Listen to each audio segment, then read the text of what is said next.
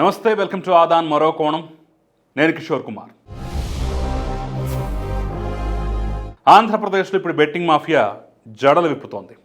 అమాయకమైనటువంటి YCP కార్యకర్తల్ని ముంచే ప్రయత్నం అయితే సక్సెస్ఫుల్గా సాగుతోంది ఆంధ్రప్రదేశ్లో. ఏం లేదు, గత వారం రోజుల నుంచి ఇంకేముంది, వైసీపీ గెలుస్తోంది 9వ తారీఖున ప్రమాణ స్వీకారం ఉంటుంది, ఇది విశాఖపట్నం రెడీ అవుతుందని చెప్పేసి రకరకాల పుకార్లు పుట్టించి ఒక విధంగా టీడీపీ వాళ్ళు అమ్మో ఏంటి వీళ్ళు ఇలా చెప్తున్నారని చెప్పేసి డైలమాలో పడేలాగా చేసి వైసీపీ వాళ్ళని బుట్టలోకి దించి బెట్టింగులు వేయించి ముంచే ప్రయత్నం అయితే సక్సెస్ఫుల్గా ఆంధ్రప్రదేశ్లో సాగుతుంది. ఎందుకంత కాన్ఫిడెంట్గా చెప్తున్నానంటే ఆ పరిస్థితుల్లో ఆ వాతావరణం లేదని తెలుస్తున్నా సరే కొంతమంది పనిగట్టుకొని కొన్ని బెట్టింగ్ సంస్థలు ముఠాలు రంగంలోకి దిగినట్టుగా అయితే తాజాగా సమాచారం అందుతోంది. ఈ నేపథ్యంలోనే దయచేసి అలాంటి వాటికి దూరంగా ఉండండి. ఒకవేళ వైసీపీకి అనుకూలంగా బెట్టింగ్ వేసినట్లయితే మీరు మునిగిపోవటం ఖాయం అనేటటువంటి అంశాన్ని ఆధారాలతో సహా రుజువులతో సహా ఏకంగా ప్రతిష్టాత్మకమైనటువంటి వ్యక్తులు సంస్థలు ఇచ్చినటువంటి రిపోర్ట్లతో సహా నేను మీ ముందుంచేటటువంటి ప్రయత్నం, అలాంటి వాళ్ళకి ఇది వాస్తవం అని తెలియజెప్పే ప్రయత్నం అయితే ఈ వీడియో సాక్షిగా చేయబోతున్నాను. దయచేసి ఎక్కడా స్కిప్ చేయకుండా నేను చెప్పే విషయాలు, నేను చూపించే ఆధారాలు పూర్తిగా చూసి అప్పుడు మీరు ఒక అభిప్రాయానికి రండి. ఇంకా వైసీపీకి అనుకూలంగా బెట్టింగ్ వేద్దామని చెప్పేసి ఎవరికైనా ఆలోచన ఉంటే వాళ్ళకి ఈ వీడియో పంపించి మరి కొంత కనువిప్పు కలిగించే ప్రయత్నం అయితే తప్పకుండా చేయండి. దయచేసి బెట్టింగులకు మాత్రం ఎవరూ పాల్పడకండి. అది ఎవరైనా సరే, ఏ పార్టీ అయినా సరే, బెట్టింగ్ అనేది ఒక దుర్మార్గం, ఒక నీచమైనటువంటి చర్య కాబట్టి దాని జోలికి మాత్రం ఎవరు వెళ్ళకండి. ఇక నేను అసలు పాయింట్కి వచ్చేస్తాను. ఏంటి నేను చెప్పేటటువంటి అంశాలు, ఎవరా ప్రఖ్యాత వ్యక్తులు, ఏంటా సంస్థలు అనేది ఒక్కసారి మనం పరిశీలనలోకి తీసుకున్నట్లయితే ఫస్ట్ నేను ఒక ఉదాహరణ తీసుకుంటున్నాను. ఆ ఉదాహరణ ఇలాంటి ఉదాహరణ కాదు, ఏకంగా మన ప్రధానమంత్రి నరేంద్ర మోదీ చెప్పినటువంటి ఉదాహరణ, నరేంద్ర మోదీ ఇచ్చినటువంటి ప్రిడిక్షన్ అనమాట. ఎస్, ఆంధ్రప్రదేశ్లో తెలుగుదేశం, జనసేన, బీజేపీ కూటమి ఈసారి 20 పార్లమెంటు స్థానాలు అంతకన్నా పైచిలుకు గెలుచుకునేటటువంటి అవకాశం, ఆస్కారం ఉన్నట్లుగా కుండబద్దలు కొట్టి మరీ చెప్పినట్లుగా అయితే ఒక అంశం తెలుస్తోంది. ఎప్పుడు జరిగింది, ఎవరికి చెప్పారు, ఏంటనేది కూడా నేను వివరించే ప్రయత్నం చేస్తాను. సో నరేంద్ర మోదీ ప్రిడిక్షన్ ప్రకారం ఆంధ్రప్రదేశ్లో సక్సెస్ఫుల్గా మంచి మెజారిటీ తోటి గెలిచేటటువంటి అవకాశం వాళ్ళ కూటమి ఉన్నట్టుగా తెలుస్తోంది. ఇది ఎప్పుడు జరిగిందయా అంటే ఈ నెల 14వ తారీఖు. ఎస్, 14వ తారీఖు నరేంద్ర మోదీ వారణాసిలో నామినేషన్ కార్యక్రమానికి హాజరయ్యారు. ఆయన ఆ రోజు అక్కడ పెద్ద రోడ్ షో చేసి మరీ నామినేషన్ వేశారు. మీకు గుర్తుండే ఉంటుంది, ఆ కార్యక్రమానికి ప్రత్యేక అతిథులుగా ఎన్డీఏ కూటమిలో భాగస్వాములుగా ఉన్నటువంటి ఇటు చంద్రబాబు నాయుడు, అదేవిధంగా పవన్ కళ్యాణ్ ఇద్దరు ప్రత్యేక విమానంలో వారణాసి వెళ్ళి మరీ ఆ కార్యక్రమానికి హాజరయ్యారు. ఆ కార్యక్రమం పూర్తయిన తర్వాత పిచ్చాపాటిగా మాట్లాడుతూ నరేంద్ర మోదీ వీళ్ళిద్దరితో చెప్పినటువంటి మాట ఏంటంటే, ఫస్ట్ ఒక క్వశ్చన్ అడిగారట. అదేంటంటే, ఈసారి ఆంధ్రప్రదేశ్లో మీ అభిప్రాయం ఏంటి, గాలి తోలుతుందనుకుంటున్నారా లేదంటే తుఫాన్ వస్తుందని చెప్పేసి భావిస్తున్నారని చెప్పేసి డైరెక్ట్గా సూటిగా ఒక ప్రశ్న అడిగట. అంటే వేవ్ ఉందనుకుంటున్నారా లేదంటే తుఫాన్ అంటే అత్యద్భుతమైన మెజారిటీతో గెలిచేట అవకాశం ఉందనుకుంటున్నారా, మీ అభిప్రాయం ఏంటో చెప్పండి అని చెప్పేసి అడిగినప్పుడు, సరే ప్రధానమంత్రి అడుగుతున్నారు కదా, మనం ఎక్స్ట్రా చెప్తే బాగోదు, ఎక్కువ చెప్తే బాగోదు, రేపు ఆ స్థాయి అందుకోకపోతే బాగోదనే ఉద్దేశంతో ఏంటో మనకు అనుకూలంగా వేవ్ ఉందని అయితే మేము భావిస్తున్నామని చెప్పేసి అయితే వాళ్ళు క్లియర్గా చెప్పారట. వెంటనే ప్రధానమంత్రి అందుకుంటూ, వేవ్ కాదు తుఫాన్ రాబోతోంది, గుర్తుంచుకోండి, అత్యధిక సీట్లు మనం గెలవబోతున్నాం.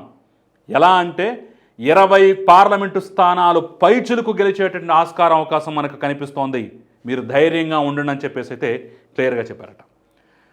మరి ప్రధానమంత్రి ఈ విషయం చెప్పినట్టుగా నీకెలా తెలిసింది, ఏ తలుపు చాటు నుండి విన్నావు, ఎక్కడి నుంచి తొంగి చూసామని చెప్పేసి మీరు నన్ను ప్రశ్నించవచ్చు. ఆ ప్రశ్న కూడా నాకు ఎదురైంది.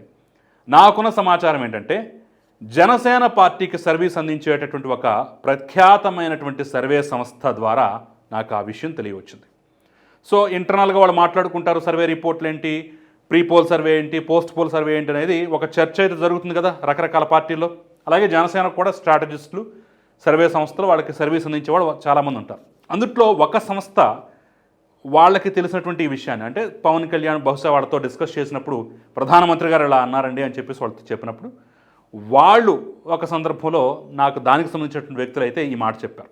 సాక్షాత్తు ప్రధానమంత్రి ఇంత కాన్ఫిడెంట్గా ఉన్నాడు, ఎందుకో మరి తెలుగుదేశం, జనసేన వాళ్ళు ఎందుకో గట్టిగా మాట్లాడలేకపోతున్నారు, వాళ్ళు ఏదో గట్టిగా సవాల్ విసురుతుంటే వీళ్ళు కూడా తిరిగి ప్రతిస్పందన తెలియజేయట్లేదు. మరి ఎందుకు కామ్గా ఉన్నారో తెలియదు. బహుశా ఈ విషయం గ్రౌండ్ లెవెల్కి వెళ్ళలేదేమో. వాళ్ళిద్దరికీ తెలిసింది కదా, అంతవరకైతే వాళ్ళు ధైర్యంగా ఉన్నట్టయితే మేము అనుకుంటున్నామని చెప్పేసి చెప్తున్నారు. సో అదే సంస్థ రేపు ఎగ్జిట్ పోల్ సర్వే కూడా ఇవ్వబోతోంది.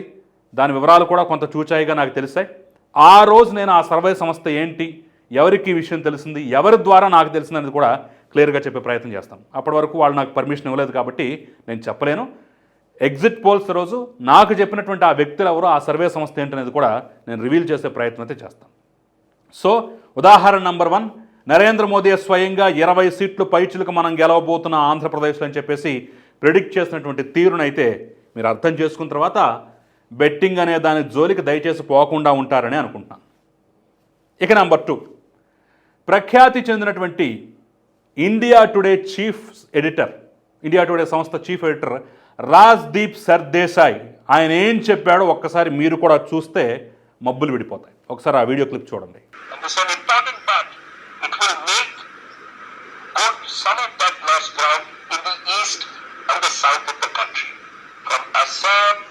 Odisha, to Telangana, to possibly its alliance in Andhra Pradesh with Chandrababu Naidu, the BJP therefore is making good some of the losses it is suffering.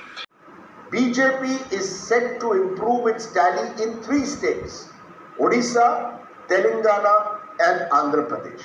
In none of these states will the BJP make double-digit gains. In all these states, the BJP's gains will be incremental, not more than 4 to 5 in any of these states. చూసారు కదా, ఆంధ్రప్రదేశ్లో మంచి majority తోటి, మంచి సీట్లతోటి కూటమి అనేది అధికారంలోకి రాబోతోంది. కర్ణాటక వంటి ప్రాంతంలో మిగతా ప్రాంతాల్లో ఎక్కడైనా లాస్ అయినా సరే ఆ లాస్ని ఆంధ్రప్రదేశ్ తెలంగాణతో కొంతవరకు ఎన్డీఏ కూటమి పూడ్చుకునేటటువంటి అవకాశం కనిపిస్తోంది అని చెప్పేసి చాలా క్లియర్గా చంద్రబాబు నాయుడు మంచి పర్ఫార్మెన్స్ సాధించబోతుందని చెప్పేసి చాలా క్లియర్గా గుండెబద్దలు కొట్టినట్టుగా తన అంచనాలు చెప్పారు.